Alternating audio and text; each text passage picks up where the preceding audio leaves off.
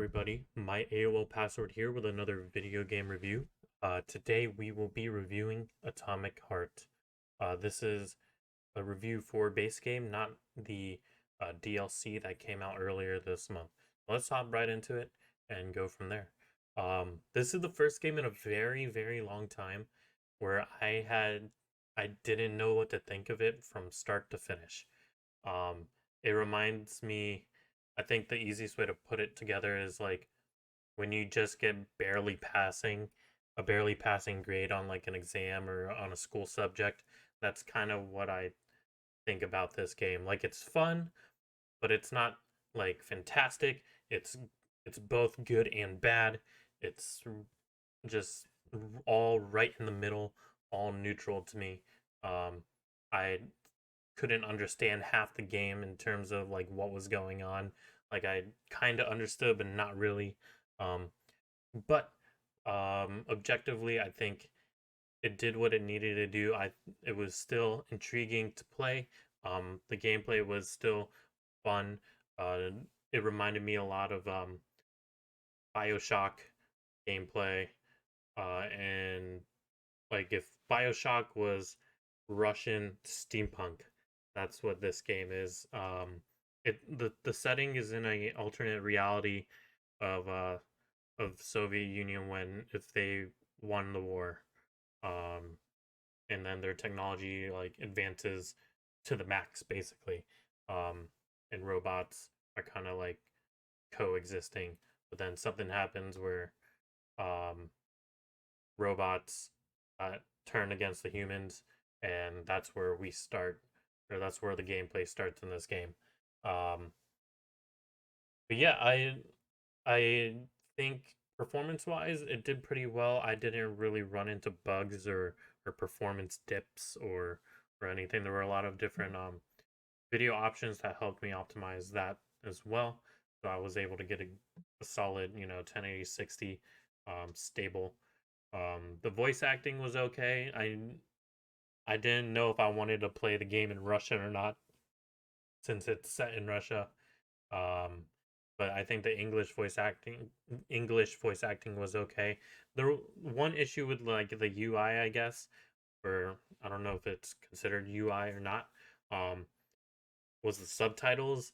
I I've had subtitles turned off, but I kept getting subtitles. Um, but it I was able to deal with that. Um, you can skip dialogue lines or fast forward dialogue. Um, there was a point in the game where it becomes too much dialogue and not enough gameplay, and the dialogue isn't that like you know it's not 10 out of 10 dialogue in terms of content and voice acting. So um, you kind of want to rush it. The map, the playable map is technically a large open world, though it's kind of linear in terms of like missions. You get a lot of it is getting collectibles. You're attached, like a lot of attachment for weapons are linked to doing certain like puzzle stuff. It is a lot of puzzles um for both side and main stuff. Which was, I think I enjoyed it because they were good puzzles. They weren't all just like platforming, do this and that and the other. It was like almost each area had a different puzzle to it. Um and I really thought that was really cool. Um Yeah, you'll spend without rushing, you'll probably spend like 15 to 20 if you're just playing the main story casually. I know probably add an extra 10 to 15 if you're trying to 100% the game.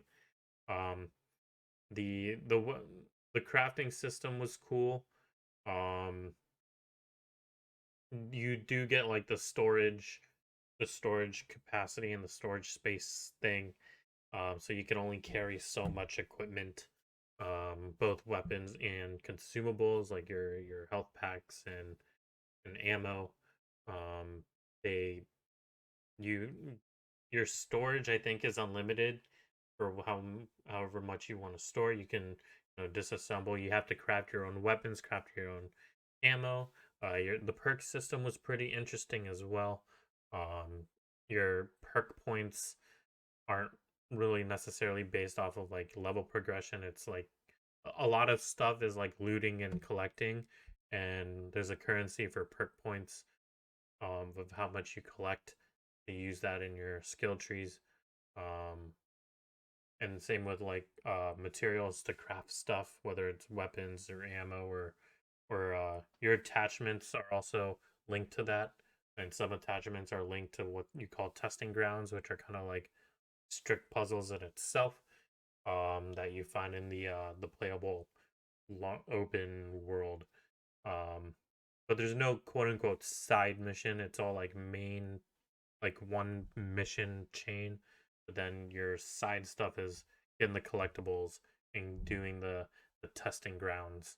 Um, but overall, I think it's a solid like 5.5 to 6, just because like it was good enough to be interesting, but it wasn't good. Um, like it's kind of like you seeing that movie once and you kind of forget about it. Um, yeah, I think that's how you want to say that there. Um, but yeah, that's like all I can really say. It's not like the greatest game in the world, but it's not the worst game in the world. And if you like the BioShock series, this is very similar in gameplay, so and atmosphere as well. So I think I wouldn't replay this. I would definitely have to like not play this for a very long time and then come back to it. Um, it's more of like a one or maybe two playthroughs if you're trying to 100% the game. Um, but other than that, it's more of a one playthrough type game for me. Um, yeah, and that being said, that is my own little personal review. Thanks everyone for coming out and watching this video. If you guys haven't yet, you're more than welcome to drop a like and a subscribe.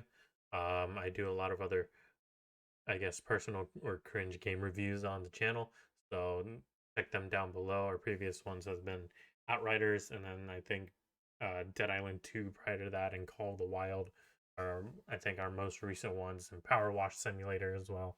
So go check those out. Um, yeah, and I will probably make more videos soon. Also, don't forget to click on my socials down below in the description that I will place. Write in the comments what you liked or disliked about the game, um, and we'll go from there. But I will see you all in the next videos. So, adios.